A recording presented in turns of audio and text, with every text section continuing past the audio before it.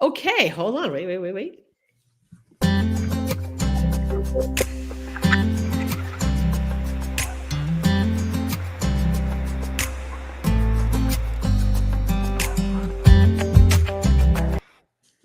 Okay. So let's get rid of that now. We can get started. All right. So today our book club is going to actually talk about a genre of books that Denise, I know it's a first time for you, but both Sacheen and I really love this genre. So it's the cozy mystery. So Sacheen, start off. Tell Oh, us okay. what differentiates a cozy mystery Okay. from. Well, okay. So, for those of you who are like, what is a cozy mystery? What are you all talking about? You probably think mysteries like James Patterson's Alex Cross or Agatha Christie and all of her many great detectives. And that's all fine and dandy, but that is not what a cozy mystery is. So, I'm going to read to you the definition because I think they do it better than I ever could of what a cozy actually is. This is an amateur sleuth solving a crime, often in a small, picturesque town. We love those.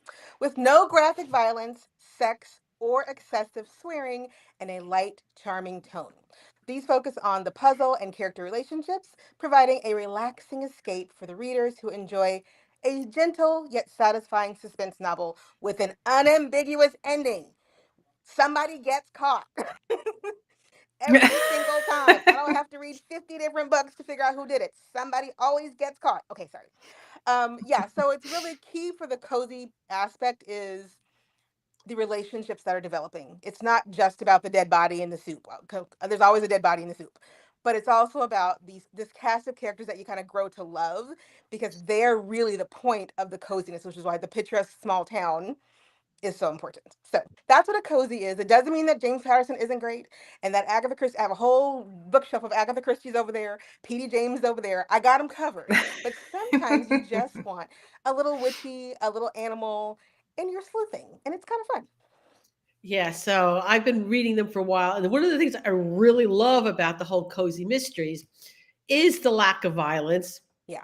and the lack of graphic sex in it. Yes.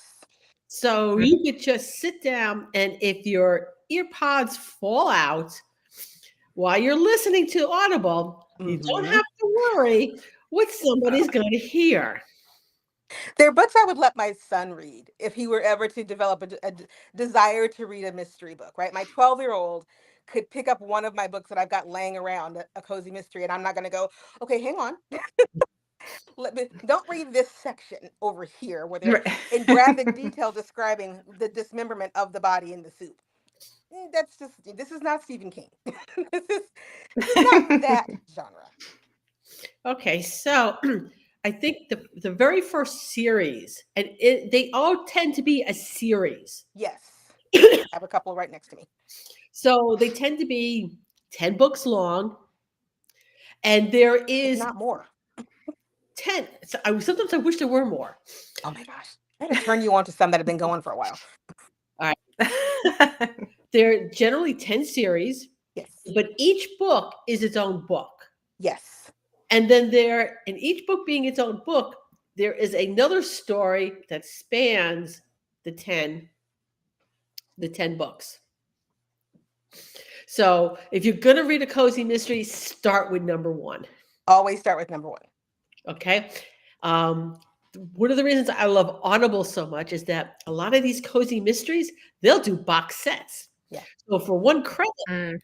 I'll get at least 3 books. Yes. My absolute Oh, that's nice. Mm-hmm. my absolute I like that. favorite cozy mystery is actually by Tess Lake, the Torrent Witches. Oh yeah. Love that. And I got that. That was probably my first introduction to cozy mysteries, and it was a 10 box set for 1 credit. Wow. Yeah. Okay. Wow. Oh, we should add if you like supernatural in your mystery, then cozy genre is definitely the genre for you. Witches and if you like animals, witches, warlocks, just all kinds of supernatural and animal stuff. Cozy mysteries got you covered. Now I am reading a cozy mystery series that does not have any animals in it. I know. Or any witches in it. And it's the first one was like Murder in an Irish Village. Yeah, I think I've read that one Okay. actually. Actually. So I am into the third book on that one. Hmm. I love the Torn Witches, absolutely my favorite. I would say that my introduction to cozy was Diane Mott Davidson. She is a caterer, so there are no animals. I'm going back against my own thing that I just said, but there's no animals and she's not a witch and there's nothing magical, but she solves mysteries as she's catering around this town. And so into this book, she infuses all the recipes of everything that she cooks along the way, so that you can make it Oh, that's yourself. I fun. know it was like I was like, where does this? Because I grew up on Stephen King. I grew up on big Yes. violence to move the story, right? Yeah. So when Huh? I discovered this genre where there was still violence in the story, but that was the second or third character of the story. The real characters were the characters, and I could cook some cool stuff too. That was fun. So she was my entry in, and then I just went to town. So, So Mary told me about this and I said, "What the heck are you talking about?" And I used to do, yes, I was Dean Koontz. yes, I was what's her name? Andrews, VC VC Andrews. Andrews. Hmm. Yep. I was, so that was what I always read back in the day. And then I sort of got away from that, just life, and I started reading more nonfictions. Hmm. And that's really all I read. So I never got into fiction books again. I would try, I would get lost. And so when Mary said this, I'm like, "Ugh, okay, fine, I'll do this just to humor you." And I said, send me, she like sent me an Amazon page. And I'm like, no, no, no, you just got to send me a book. Like, send me one to start with, not a whole page. Right. That's it. Because I was actually a little confused. I thought it was like, there was that cozy was the name of the book. Right. And she's like, no, just pick one. And I'm like, no, no, you send me one.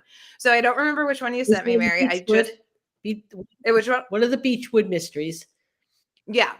And I have to say, for me and my lifestyle, I don't have the mental bandwidth to get into like Dean Koontz, Stephen King, any of those, but I love it. Like Dean Koontz Yeah. was my favorite.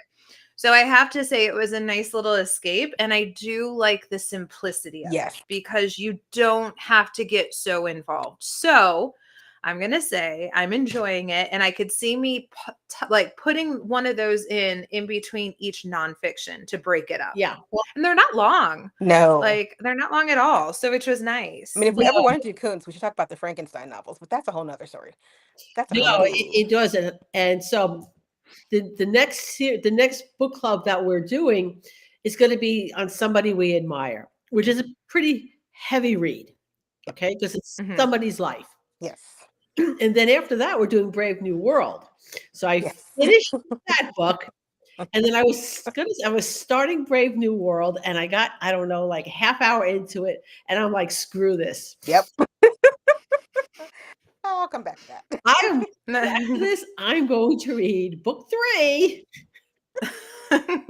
Oh, well, I'm not going to read, I'm going to listen to it. Now, here's the other thing what I love about audibles. Okay.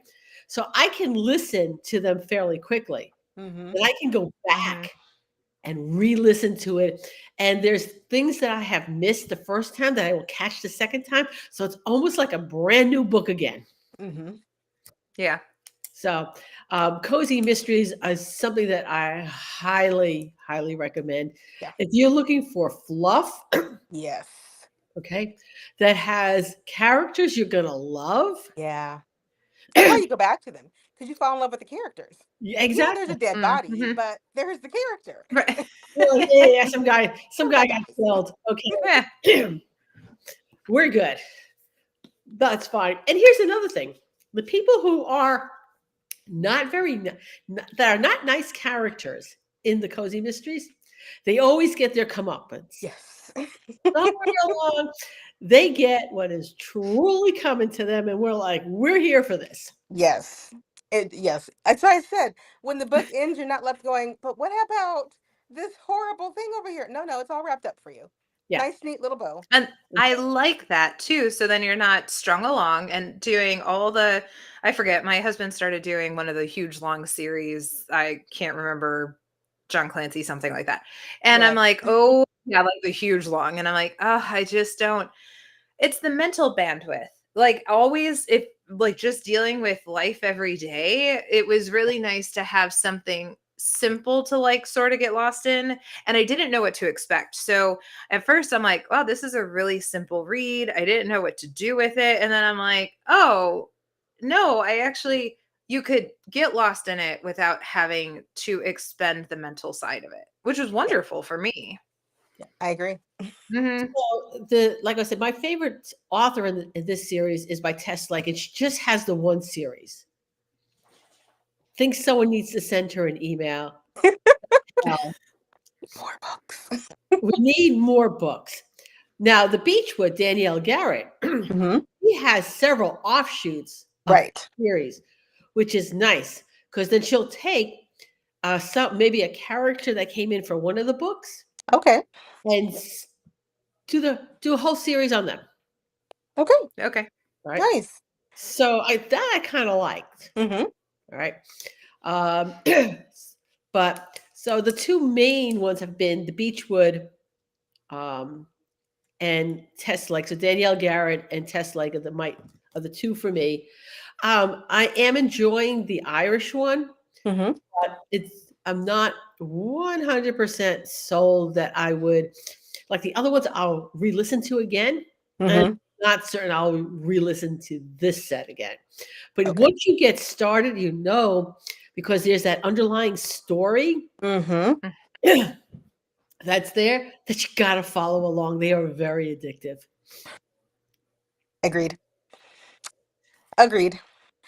Well, so my recommendations, if you're looking for some good entries, I like animal-based cozy mysteries, and I like for them to have a supernatural bent to them if possible, but if not, animals are a big thing. So, my first one I'm gonna recommend is a Mrs. Murphy mystery that would be the cat on the cover. It's Rita Mae Brown. She has a whole series which she writes under Rita Mae Brown, and the cat's name is Sneaky Pie Brown. If you just absolutely need a place to start with the first one. This is book, I think, 21 in the series. So it's a long series. I've been reading this particular author for a long time.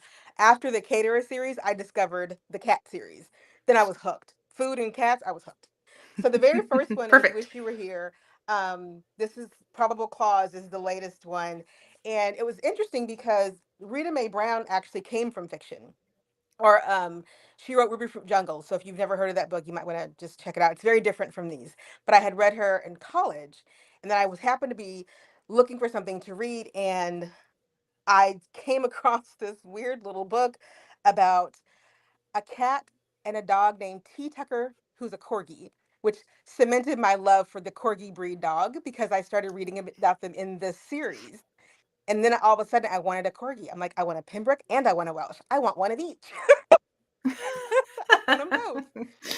So, if you like animals and you are talking animals who are going to take you all over town and they're going to sniff out the bad guy for you, and they're going to talk about the humans and the human drama that they're talking about from the pet perspective. Um, the sleuth in question is Harry Minor Harrison, who's the postmistress in a small town. And so it's that kind of story. So that's my first recommendation, are the Rita Mae Brown and Sneaky Pie Brown series. And then if you want witches, I got witches. You want witches, I got witches. So this is a witch city is where this takes place. Actually takes place in Salem, Massachusetts. And it's Carol J. Perry, and it's called the Witch City Mystery series. And she's got 14 books so far in this series. But she also has two other series as well. Like you were saying, Mary, she's got a couple offshoots if you want to read more of hers. But her protagonist discovers she has the sight. So she sees things, she scries in glassy surfaces. And so the whole storyline for the entire book is just about, obviously somebody dies, of course. But you've got witches. Her familiar is a cat. His name is Orion. He's a big fluffy tabby. So we've got the animal angle going on. She's just this quirky kind of didn't really want to be a witch kind of witch, and now she's thrown into mysteries every time she turns around. It's just a fun, quirky, and it sticks so true to theme. It's in Salem, it's witches, but it's fun witches in Salem. It's not hard history of Salem, which I appreciate those kinds of books, don't get me wrong. But sometimes I think we forget that sometimes reading is just supposed to be fun. It doesn't have to teach me something every time. It can just take me away for an hour. Like, Yeah, all I have Right. seriously. to do. So those are my So recommendations. I was going to say, and I don't have any recommendations because I'm new to the genre, but I have to say, I will most certainly do an open book because for me, it was getting back to a different reading that I haven't done for years and years and years. And that it's really nice to find a genre that is simplistic in nature to still have the storyline and not get, like I said, so in depth that it's a mental thing or you have to be following the storyline to a T or you're Right. going to miss something. So for me and my busy lifestyle and the way my brain is always overloaded, it was really nice. I read every morning. So my routine is I get up and I make my coffee and I do my to-do list in my Remarkable and then I set that to the side and then I read for a minimum of 20 minutes each morning.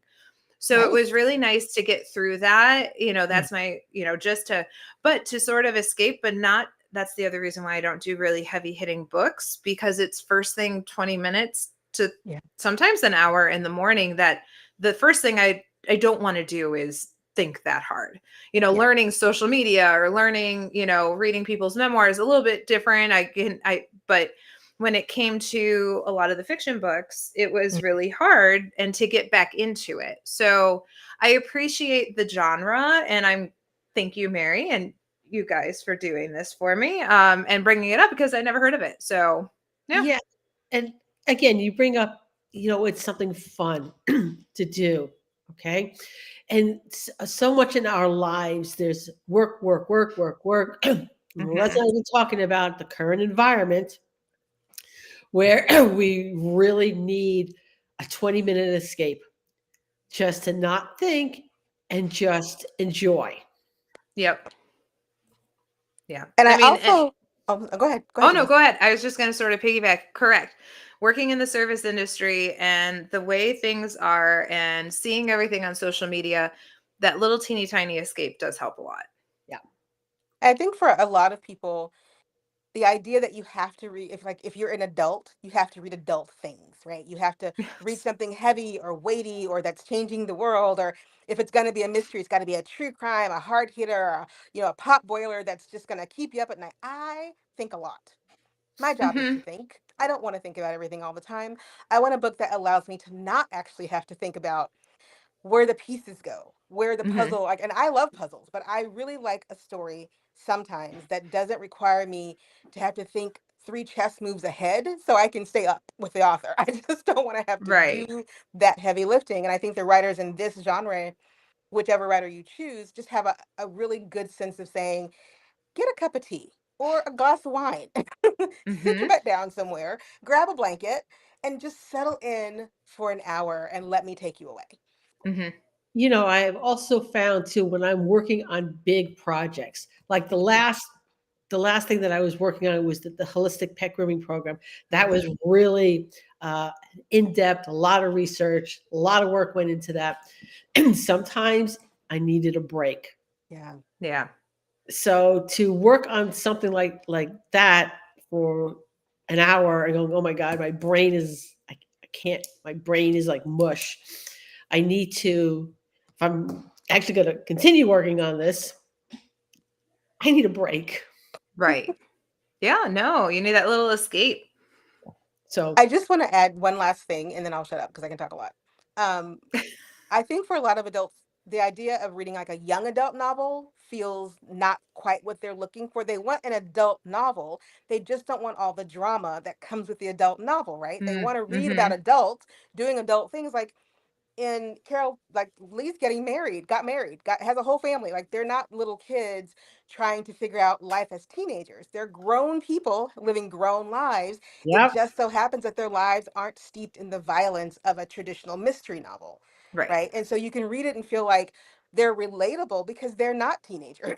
Mm-hmm. they're just normal people who just so happen to get embroiled because there's a body in the suit, right? That's just something that happened at tea the other day. okay. So and the last book club that we did, somebody made a suggestion that we should say what our next book review is going to be. So in case they want to get a copy. Now, I like that. Yes, I do too. so some of the books, like the Cozy Mysteries, right? We all have our different likes, and I got now Right. 2 more names down here. Once I finish the series I'm on, Sacheen, I think You I'm hit me up, Mary. I got books. I got book recommendations. all right. I'm probably going to start off with Rita Mae Brown I think you'll like it. and we'll go from there. Yeah.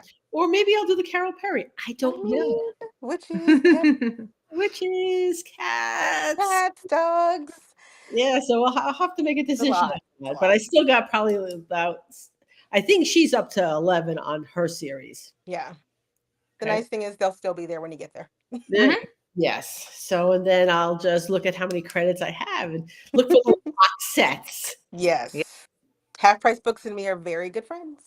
All right. So next week, no, Mhm. actually not next week. Not next week. The next time we meet, though. The Mhm. next time we meet. So Mhm. 2 weeks. Yeah. Right. We're picking, we each pick a book for somebody we admire. Mm-hmm.